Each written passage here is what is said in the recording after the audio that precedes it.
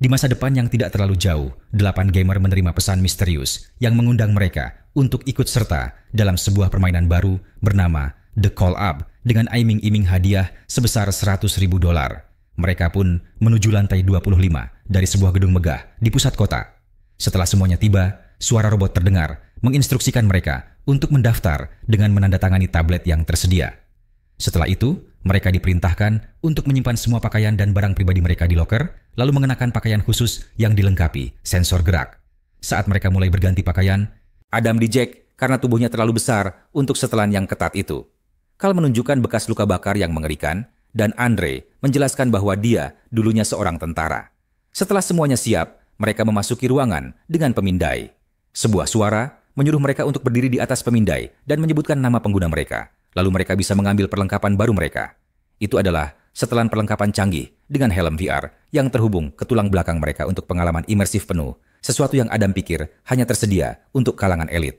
Semua orang dengan cepat mengenakan perlengkapannya, kecuali Zahid, seorang muslim Bosnia yang memilih nama panggilan teroris secara ironis, tanpa menyadari bahwa semua orang akan melihatnya di setelannya.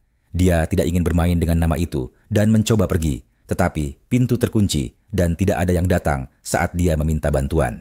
Para pemain lain meyakinkannya bahwa itu bukan masalah besar, sehingga akhirnya Zahid setuju untuk tetap bermain. Suara itu mengumumkan dimulainya modul pelatihan, dan semua orang menutup helm mereka agar simulasi bisa dimulai. Ruangan berubah menjadi dunia pasca-apokaliptik yang sangat realistis setelah mereka berganti menjadi seragam militer dan tato mereka menghilang.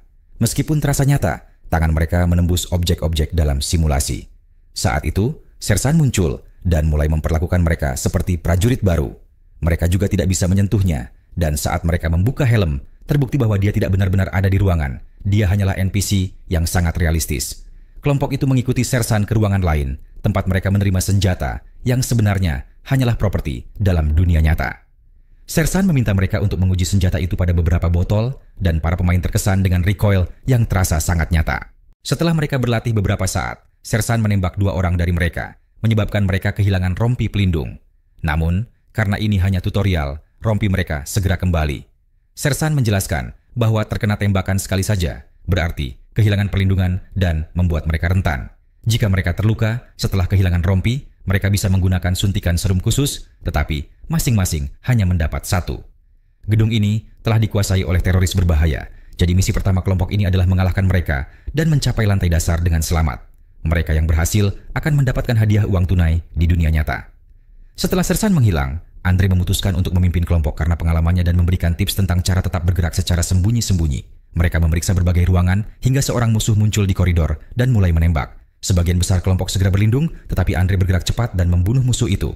Saat suara mengumumkan bahwa mereka telah menyelesaikan level 25 dan semua poin diberikan kepada Andre, mereka menyentuh tubuh musuh dan memastikan bahwa itu juga NPC.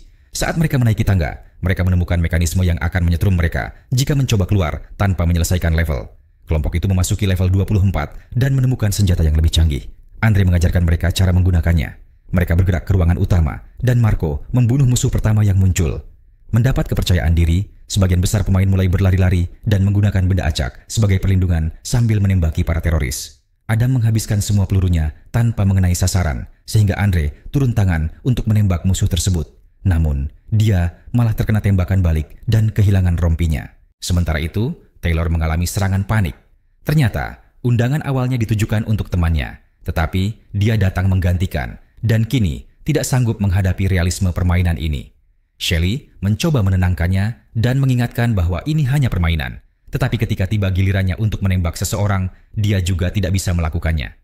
Seorang teroris mendekati mereka, tetapi Carl menembaknya sebelum dia bisa menyerang. Namun, Carl kemudian tertembak dan kehilangan rompinya. Carl mencoba menyerah, tetapi musuh tetap menembaknya lagi. Melihat itu, Shelley nekat keluar dan membunuh musuh tersebut.